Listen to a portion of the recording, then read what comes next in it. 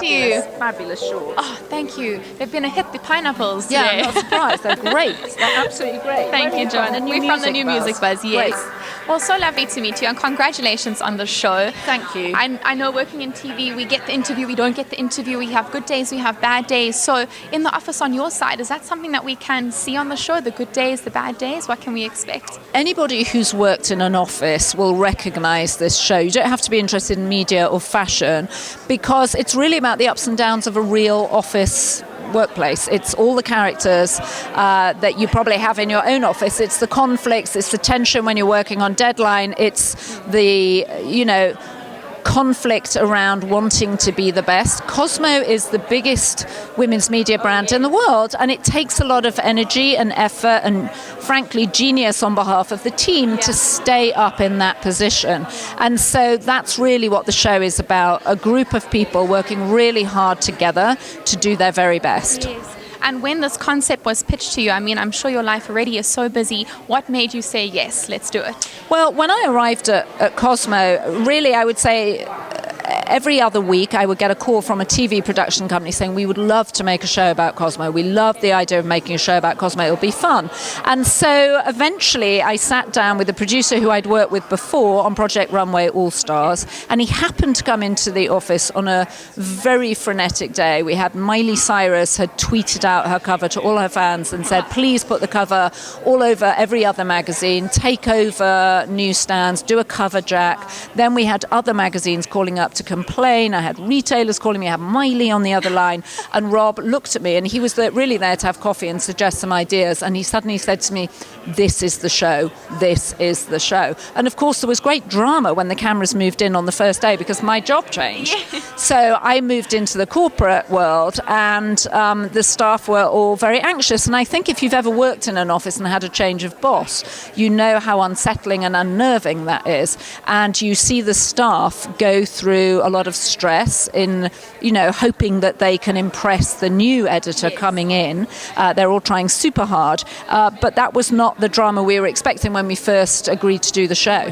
He was like, yes, this is good TV. Thank you very much, universe. Yeah, he was like, the bad news is you're leaving. The good news is you're leaving. It's good TV. Come on, Joanna.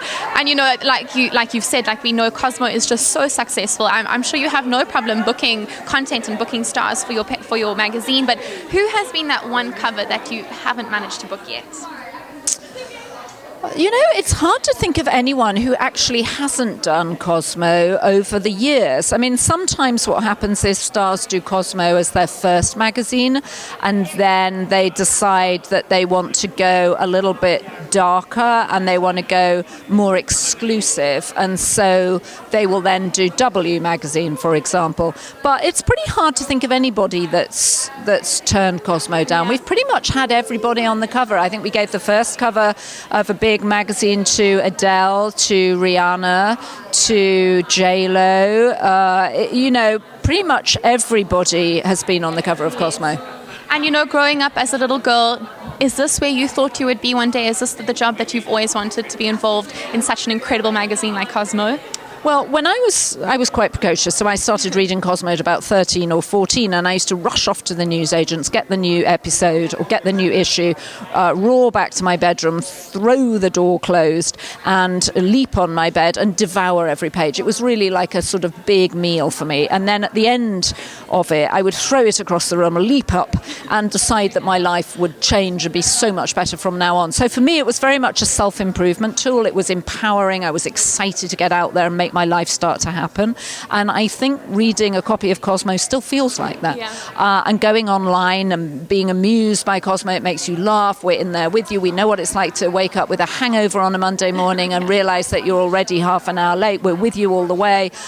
So I think Cosmo still feels like it's got your back, it's empowering, and it's fun. Yeah, but I must just end off and ask you, this treadmill at your desk I think is fantastic. I've seen it on Instagram. Is that going to continue this year? My treadmill desk does make an appearance appearance. And actually what's rather exciting is I now have a new treadmill desk, which was custom made for me. But here's the genius thing. The downer of my old treadmill desk was that I used to have to change my shoes for it. Now I have one that automatically goes up or down depending on my heel height. No. So that's what I'm very excited about. And that will make an appearance during the show. It makes its debut during the show. Wow, it just gets more and more fabulous. It's fun. There's a lot of fabulosity. Joanna, thank you so much, and we're so excited. Nice to meet you. My name is Joanna Coles, and you have just been buzzed.